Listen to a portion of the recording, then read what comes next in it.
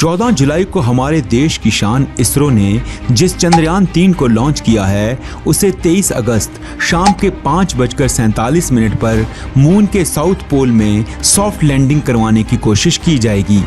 South pole ही क्यों? इसका कारण ये है कि चांद के इस एरिया को धरती से ज्यादा एक्सप्लोर नहीं किया जा सकता, जिस वजह से ये ज्यादातर अनएक्सप्लोर्ड ही है।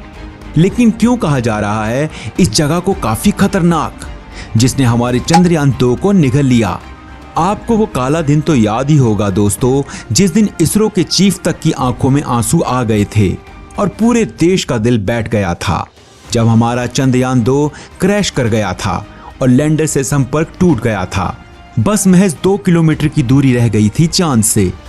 लेकिन आज आम लोगों के दिलों में फिर से वो डर ताजा होता नजर आ रहा है, क्योंकि इसरो फिर से चांद के उसी डार्क साइड को टारगेट कर रहा है और वहीं पर लैंडर विक्रम, जिसे चंद्रयान 3 के साथ भेजा गया है, उसे वहीं पर लैंड करवाना चाहता है।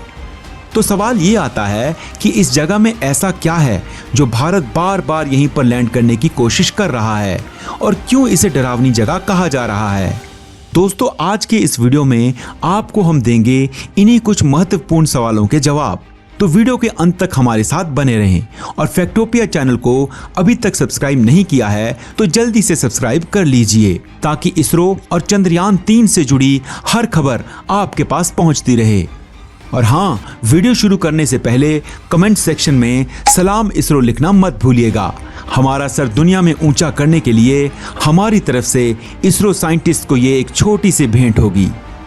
दोस्तों, धरती से चांद 3,84,000 किलोमीटर दूर है, लेकिन चांद धरती का एकमात्र नेचुरल सैटेलाइट है, इसलिए लोगों की जिज्ञासा इसके लिए बढ़ती रहती है।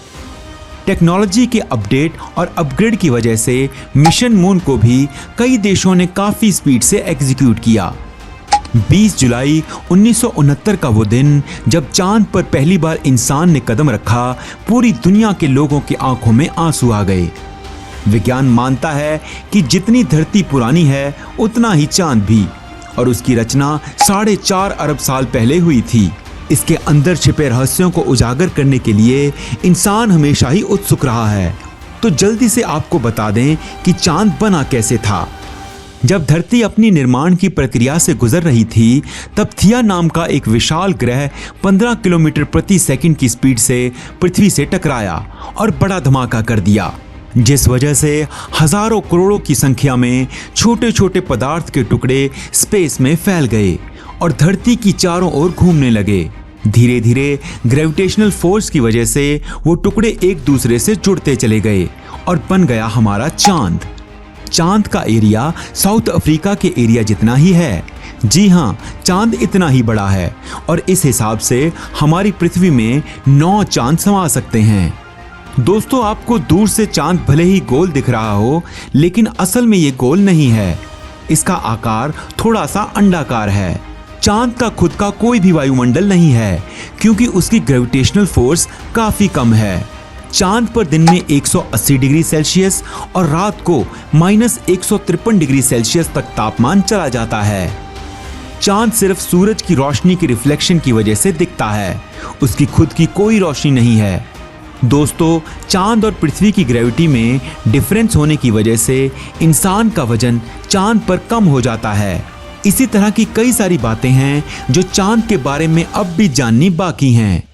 इसमें से सबसे ज्यादा जरूरी है इसके डार्क साइड को जानना, मतलब कि वो साउथ पोल जिसे धरती से ठीक से एग्जामिन नहीं कर सकते। साइंटिस्ट इसे फार साइड भी कहते हैं।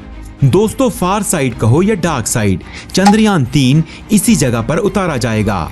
ये असल में डार्क नहीं है, यहाँ पर भी पूरी तरह से सूरज की रोशनी पड़ती है, लेकिन धरती और चांद की भ्रमण कक्षा की वजह से ये हिस्सा ऐसा रह जाता है जिसे हम देख नहीं पाते। आप जानते ही होंगे कि चांद को धरती के साथ टाइडल फोर्स बांधे रखती है। इसका मतलब यह हुआ कि जितना समय चांद अपनी धुरी पर एक भ्रमण पूरा करने के लिए लगाता है, उतने ही समय में वो धरती का एक चक्र भी पूरा कर लेता है। इसी वजह से इसका एक हिस्सा धरती से छिपा रहता है, जहां पर बड़े बड़े क्रेटर्स हैं, जमीन काफी ऊबड़ खाबड़ है और दूसरी भी कई ऐसी चीजें हैं जो खतरनाक हैं।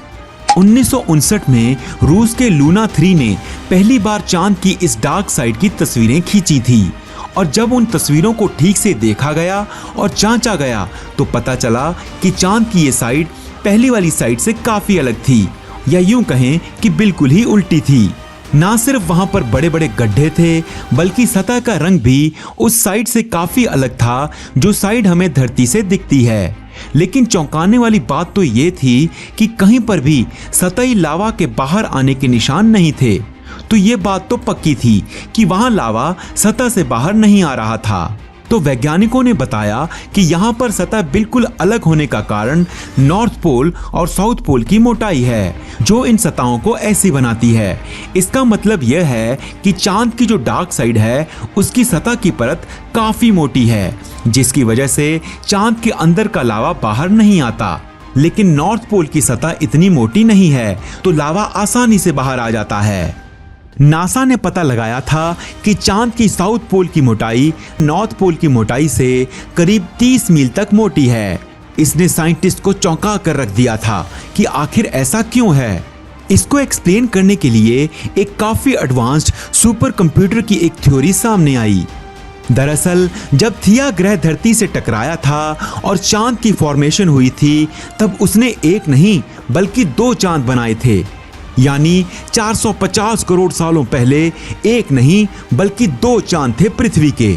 लेकिन धीरे धीरे समय बीतता गया और ये दोनों चांद एक दूसरे के पास आते गए और छोटे वाला चांद बड़े वाले चांद में समा गया। ये प्रोसेस चांद की साउथ पोल वाली साइड हुआ, जिसके चलते साउथ पोल की चौड़ाई ज्यादा है ना ये गजब का फैक्ट। इसके लिए 1 लाइक तो बनता है। सिर्फ इतना ही नहीं दोस्तों, बताया जाता है कि इस जगह पर चांद शांत नहीं है। यहाँ भयंकर आंधियां, तूफान और बड़े बड़े क्रेटर्स देखने को मिलते हैं। यहाँ का तापमान काफी कम रहता है। इन सारी मुश्किलों की वजह से यहाँ पर चंद्रयान 3 की सॉफ्ट लैंडिंग करवाना काफी मुश्किल है।